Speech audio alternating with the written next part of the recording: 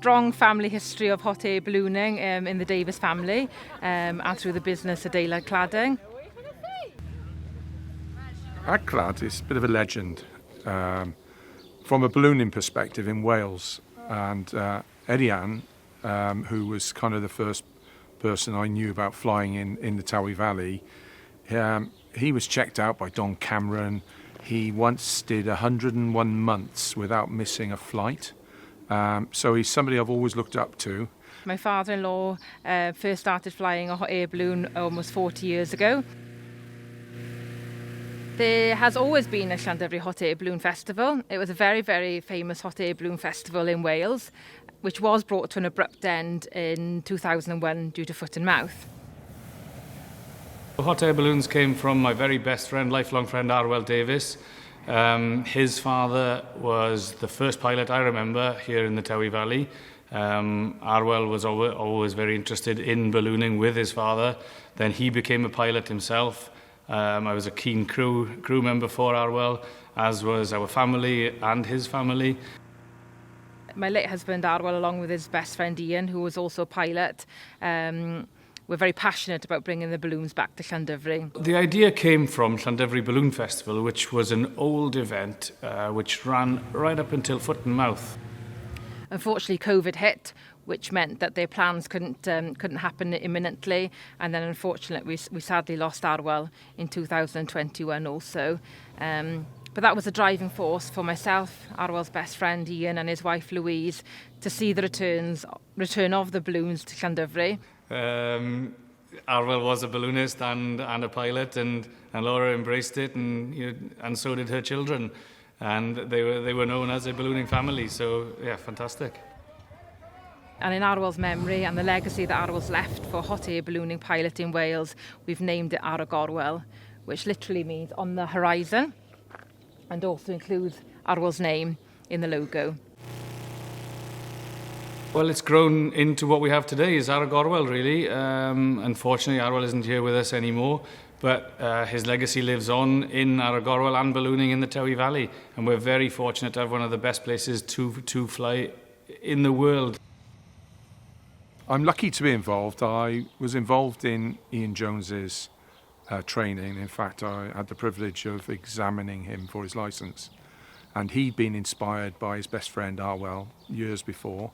And we met out in Italy, and then all of a sudden the word Llandovery came up, and I hadn't moved here at that stage. But I'm lucky enough to be involved in the sidelines. All the hard work is done by Louise and Laura and Ian, and it's lovely because it's a not-for-profit, and it raises money for local charities with an emphasis on the Welsh Air Ambulance, which I know in a rural community is an essential thing. So that made it even nicer to be involved. So the festival, it's an invitation-only festival. So when we first set it up, the intention was to bring together Arwell's ballooning friends, family, and the community that we'd become as a hot air balloon pilot, as Arwell was. So we've maintained that important legacy, that it is invite only, and it's a very, very special weekend for those that had the privilege of flying with Arwell, knowing Arwell, to fly in. It's grown to become quite a community. So we have lots of family, friends, people of Llandovery. I refer to them as our army.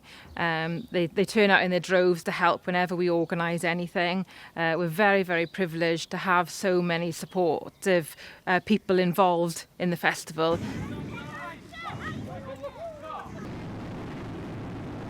Laura came to a decision herself to learn to fly. And I am an instructor, and I'm also an examiner, and it would have been churlish to not get involved and to give my services for free. Normally I would charge for that sort of thing, but she's our friend, and there's nothing better. She's lovely to teach, and already done her exams, doing really, really well, and there is no doubt in my mind she will be one of the first, if not the first, Welsh woman pilot. My ambition was to see the return of the balloons back in Llandovery as Arwell had wished for, and this balloon was far too important to be left in a shed. So I took it upon myself, with the support of some very, very, very supportive people, to bring the Adeilad balloon back into the skies of the Tywi Valley under my command. So I am training to be a hot air balloon pilot. It's taken its time, but I'm very, very proud of my achievements, and as are the kids, to see the balloon back in the sky. You have to find yourself a very, very supportive pilot who's willing to support your training. Much like learning to drive a car, you can't go out unattended, so you need to find yourself a qualified pilot who will support you through your flying hours. Much the same as someone learning to drive. You can learn with an instructor, or you can learn with a qualified pilot. I have helped, and I am enjoying helping as much as I can. Conscious that old pilots or used pilots have bad habits, so I try and encourage as much instructor training as possible, but help wherever I can. I'm about halfway through my flying hours at the moment, which is a big achievement. I'm very, very happy with my progress. I've also passed all 5 theory exams, so I'm well on my way to becoming a pilot. A balloon, mate. Johan, is there any balloons above us? It's 16 hours with so many hours with an instructor and 5 exams. Most people take about 30 hours, to be fair. I wasn't very academic, and so I struggled a little bit with some of the exams, but because you're motivated for something, I learnt it, so it's now second nature, and I specialise now in helping people who find some of the academia difficult. But interestingly, when I've been teaching Laura, I gave her some of the commercial questions that even I had to think about, and she just answered them easily, so she's a bit of a machine when it comes to being clever.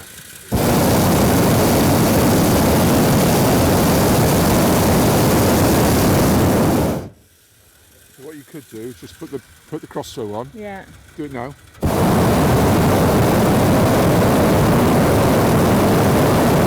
You've got much more bang for your buck, and it's only drawing from one tank. Yeah.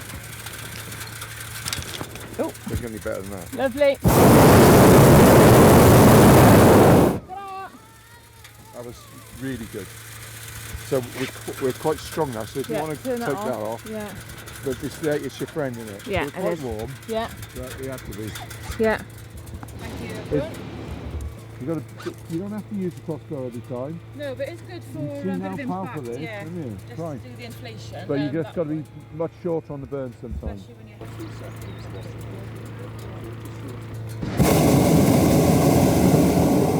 With the shadows. Lovely.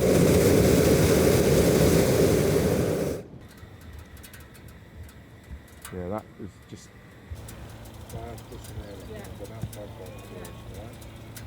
So if you just so you know, if we go up high, which we are going to do, we'll go right. Okay, yeah, right with height, yeah. So, yeah, do you want to climb up to Ian's height?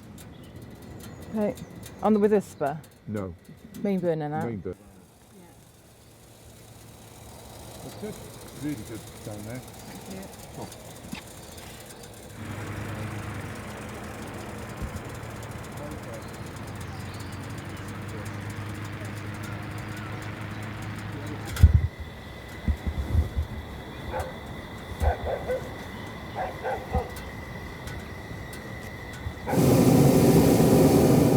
There's that massive open space.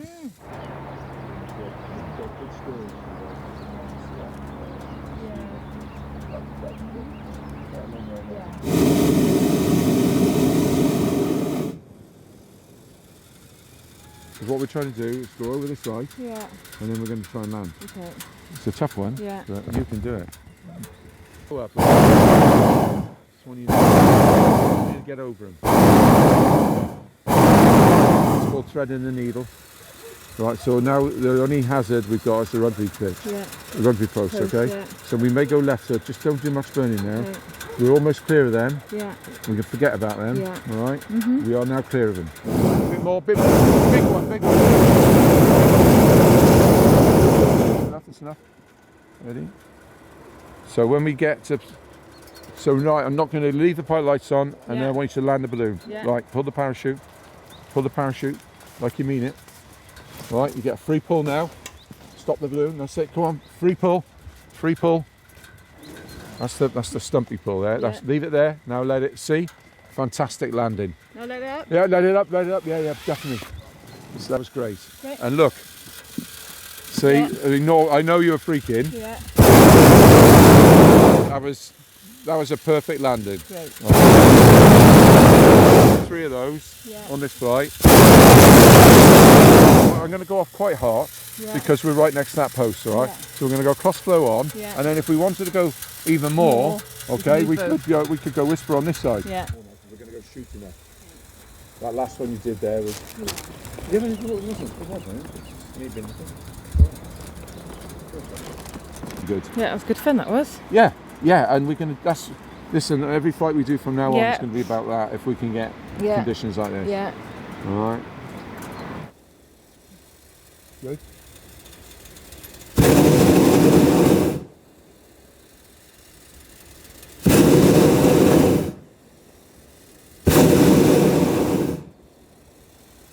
And the wind on the other side. Our passion is to spread the love of hot air ballooning across Wales. It's a wonderful hobby, and it's a wonderful sport to be part of. I think anybody that sees a hot air balloon will instantly fall in love with them. Our own gain from the Aragoral festival is obviously to raise awareness of hot air ballooning, but it's also to raise awareness for the Wales Air Ambulance and the impact that they have locally. So I think to grow the festival would mean that we'd grow the love of hot air ballooning, but we'd also grow the awareness of the Wales Air Ambulance and the fundraising that we can do for them. Leave the pilot lights on, yeah? Jump line. Big bird.